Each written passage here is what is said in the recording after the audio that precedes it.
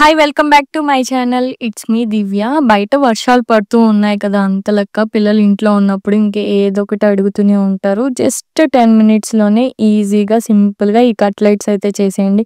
చాలా అంటే చాలా టేస్టీగా ఉంటాయి. అలాగే చాలా ఫ్లఫీగా కూడా ఉంటాయన్నమాట. చాలా సింపుల్ రెసిపీ. కొన్ని ఇంగ్రీడియెంట్స్‌తోని ఈ రెసిపీ చేసేద్దాం రండి. ముందుగా అయితే ఇలాగా కొంచెం వాటర్ అనేది ఎక్కువగా ఒక 2 లీటర్స్ వరకు వాటర్ తీసుకొని దీంట్లోకి ఒక 2 కప్స్ వరకు బొరుగుల్ని యాడ్ చేసుకుంటున్నాను. సో, ఈ బొరుగులన్నీ మునిగేంత వరకు కూడా వాటర్‌లో డిప్ చేసుకుంటూ ఇవి సాఫ్ట్‌గా బాగా మెత్తపడిపోయేంత వరకు కూడా ఒక 5 మినిట్స్ పాటు ఇట్లా వాటర్‌లో డిప్ చేసుకోవాలనమాట. సో, ఎప్పుడైతే బొరుగులు మెత్తపడిపోతాయో అప్పుడు మనం ఈ వాటర్‌నంతా కూడా స్ట్రెయిన్ చేసేసి బొరుగులు సెపరేట్ చేసేసుకోవచ్చు. సో, అప్పటి వరకు కూడా వాటర్‌లో ఒక 5 మినిట్స్ వరకు ఇట్లాగా ప్రెస్ చేసుకుంటూ డిప్ చేసుకుంటే మనకి బొరుగులనేవి సాఫ్ట్‌గా అవుతాయన్నమాట. బొరుగులు మనకి ఇప్పుడు ఏ సూపర్ మార్కెట్స్‌లో అయినా ఈజీగా అవైలబుల్‌గా దొరికేస్తున్నాయన్నమాట. చూడండి ఇట్లా సాఫ్ట్‌గా అయిపోవాలన్నమాట. ప్రెస్ చేస్తే బాగా మెత్తగా. సో, ఇలా అయిపోయినప్పుడు వాటర్‌నంతా కూడా స్క్వీజ్ చేసేసి బొరుగులనైతే సెపరేట్ చేసేసి ఒక బౌల్‌లోకి వేసుకోవాలి.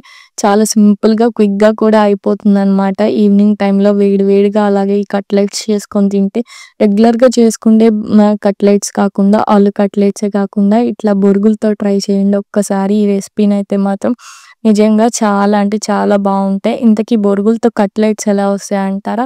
దీంట్లో వేయాల్సిన మెయిన్ ఇంగ్రీడియెంట్స్ కూడా యాడ్ చేసుకుంటే మనకి పర్ఫెక్ట్‌గా కట్లెట్స్ అయితే వచ్చేస్తాయి. 2 కప్పుల బొరుగులకి ఒక హాఫ్ కప్పు వరకు బొంబాయి రవ్వను వేసుకోండి. దీంట్లోనే సన్నగా తరిగి పెట్టుకున్న ఉల్లిపాయ ముక్కలు, అలాగే సన్నగా కట్ చేసి పెట్టుకున్న పచ్చిమిర్చిని కూడా యాడ్ చేసుకొని బొంబాయి రవ్వ అనేది తీసుకున్న బొరుగుల క్వాంటిటీకి తగ్గట్టుగా యాడ్ చేసుకోండి. 4 కప్స్ బొరుగులు తీసుకున్నారంటే ఒక కప్పు వరకు బొంబాయి రవ్వని యాడ్ చేసుకోవాలి. రుచికి సరిపడంత సాల్ట్, ఒక హాఫ్ టీ స్పూన్ వరకు కారం, అలాగే ఒక పావు టీ స్పూన్ వరకు ధనియాల పొడిని యాడ్ చేసుకొని దీంట్లోనే సన్నగా కట్ చేసి పెట్టుకున్న కొత్తిమీర, అలానే ఒక పావు కప్పు వరకు పెరుగును కూడా యాడ్ చేసేసుకొని ఇవన్నీ కూడా బాగా మిక్స్ చేసుకోవాలన్నమాట. ప్రెస్ చేసుకుంటూ మిక్స్ చేసుకుంటే సరిపోతుంది. ఉంటే లెమన్ కూడా యాడ్ చేసుకోండి. కొంచెం ఒక హాఫ్ చెక్క లెమన్ జ్యూస్‌ని కూడా యాడ్ చేసుకుంటే చక్కగా పుల్ల పుల్లగా చాలా బావుంటాయన్నమాట. ఈ క్వాంటిటీస్‌తో వేసుకుంటే గనక వాటర్ ఏమి యాడ్ చేయకుండా చక్కగా పెరుగు ఇంకా బొరుగులలో ఉన్న వాటర్‌తోనే చక్కగా ఇదంతా బాగా ప్రెస్ చేసుకుంటూ మిక్స్ చేసుకోవాలి. బొరుగులలో ఎట్లయినా గానీ కొంచెమైనా వాటర్ వస్తూ ఉంటుంది. సో, ఇలా ప్రెస్ చేసుకొని మిక్స్ చేసుకోవటం వల్ల పిండి లూజ్ అవ్వకుండా చక్కగా మనకి పర్ఫెక్ట్ షేప్స్ అయితే వస్తాయన్నమాట కట్లెట్స్ అనేది. ఖచ్చితంగా ఇలాగా ప్రెస్ చేసుకుంటూ మిక్స్ చేసుకోండి. అప్పుడే మనకి కట్లెట్స్ అనేది షేప్ అనేది కరెక్ట్‌గా వస్తాయన్నమాట. వీడియోలో చూపిస్తున్న విధంగా చేసుకొని చిన్న చిన్న బాల్స్‌గా చేసుకుంటే సరిపోతుందన్నమాట.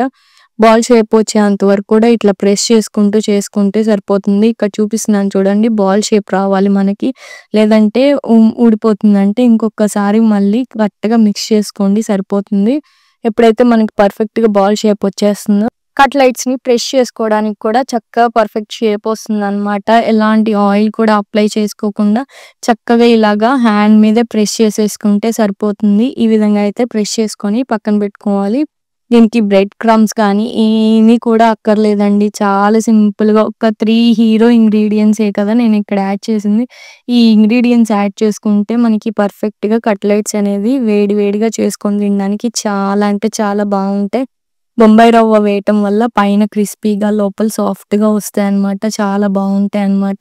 సో, ఈ విధంగా వీడియోలో చూపిస్తున్నట్టుగా పర్ఫెక్ట్‌గా షేప్ వచ్చేంత వరకు కూడా చక్కగా ఇలా బాల్స్ చేసుకొని కట్లెట్ షేప్స్‌ని ఇట్లా రౌండ్‌గా ప్రెస్ చేసేసుకొని ఒక ప్లేట్‌లోకి పెట్టేసుకొని మిగతావి కూడా అలాగే చేసేసుకుంటే సరిపోతుంది. ఈ విధంగా అయితే కట్లెట్స్ చేసుకున్నాం కదా! ఇప్పుడైతే వీటిని ఫ్రై చేసుకుందాం. షాలో ఫ్రై చేస్తున్నానన్నమాట నేనైతే ఇక్కడ.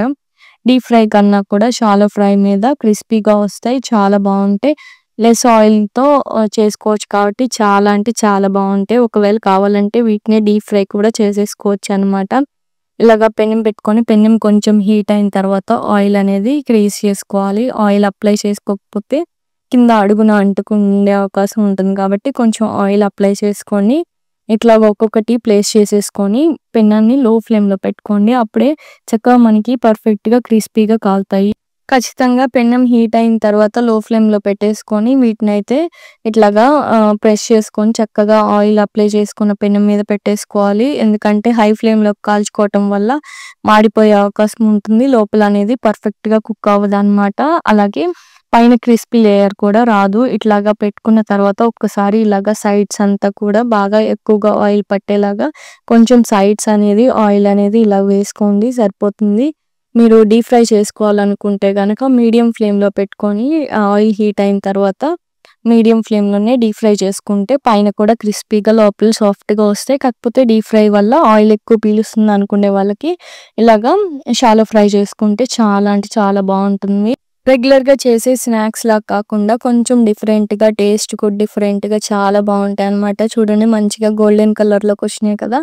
ఇలాగ లో ఫ్లేమ్‌లో పెట్టుకొని 2 సైడ్స్ కూడా ఒక 5-10 మినిట్స్ వరకు ఇట్లా కలర్ చేంజ్ అయ్యేంత వరకు కూడా ఫ్లిప్ చేసుకొని కాల్చుకుంటే సరిపోతుందనమాట. 2 సైడ్స్ కూడా ఇట్లా ఫ్లిప్ చేసుకొని కాల్చుకోండి. చక్కగా మనకి బోత్ సైడ్స్ కూడా ఈ కట్లెట్స్ అనేది పర్ఫెక్ట్‌గా ఫ్రై అవుతాయి. చక్కగా ఈవెన్‌గా ఇలాగా ఫ్రై చేసుకొని ఇప్పుడు సెకండ్ సైడ్ తిప్పిన తర్వాత కూడా కొంచెం అంత ఆయిల్ అప్లై చేసుకుంటే 2 సైడ్స్ కూడా మనకి మంచిగా ఫ్రై అవుతాయన్నమాట. ఇలాంటి వాటికి పిండి రుబ్బే పని, పిండి నానపెట్టుకునే పని ఎక్కువ శ్రమ లేకుండా చాలా ఈజీగా చేసేసుకోవచ్చు. ఎప్పుడు వాన పడితే పకోడీలు ఇట్లాంటివే కాకుండా ఇట్లా వేడి వేడిగా కట్లెట్స్‌ని కూడా ట్రై చేయండి. చాలా అంటే చాలా సింపుల్‌గా అయిపోతుంది కదా రెసిపీ కూడా. ఇట్లాగా 2 సైడ్స్ కూడా కాల్చుకొని ఒక ప్లేట్‌లోకి తీసేసుకొని సర్వ్ చేసుకుంటే సరిపోతుందనమాట. ఎంతో సింపుల్‌గా, ఈజీగా ఇట్లాగా బొరుగులు కట్లెట్‌ని ఒకసారైతే చూడండి. మీరు కూడా రెసిపీని ట్రై చేసి ఎలా ఉందో మనకి కామెంట్ సెక్షన్‌లో కామెంట్ చేయండి. ఇలాంటి మరిన్ని రెసిపీస్ మన ఛానెల్‌లో అయితే అప్‌లోడ్ చేస్తూ ఉంటాననమాట. ఇవి 2 సైడ్స్ కూడా కాల్చుకొని ఒకసారి ఇలాగా తీసేసుకుంటే సరిపోతుంది. వేడి వేడిగా ఇట్లాగా కొంచెం కెచప్‌తో గనుక సర్వ్ చేసుకుంటే పిల్లలు కూడా చాలా ఇష్టంగా తింటారు. కొంచెం అట్రాక్టివ్‌గా పిల్లల కోసం ఇట్లాగా మధ్యలో ఇట్లా డ్రాప్ షేప్‌లో పెట్టండి. చాలా అంటే చాలా బావుంటాయి. వాళ్ళకి చూడంగానే కుకీస్‌లాగా కూడా అనిపిస్తాయన్నమాట. వేడి వేడిగా మనం బొరుగులు కట్లెట్స్ అయితే రెడీ అయిపోయినాయన్నమాట. పైన క్రిస్పీగా లోపల సాఫ్ట్‌గా చాలా అంటే చాలా టేస్టీగా ఉంటాయన్నమాట. చూడండి పైనైతే క్రిస్పీ లేయర్ వస్తుంది. ఇలా కాల్చుకోవటం వల్ల లోపలేమో మనకి సాఫ్ట్‌గా కుక్ అయ్యి ఉంటుందన్నమాట.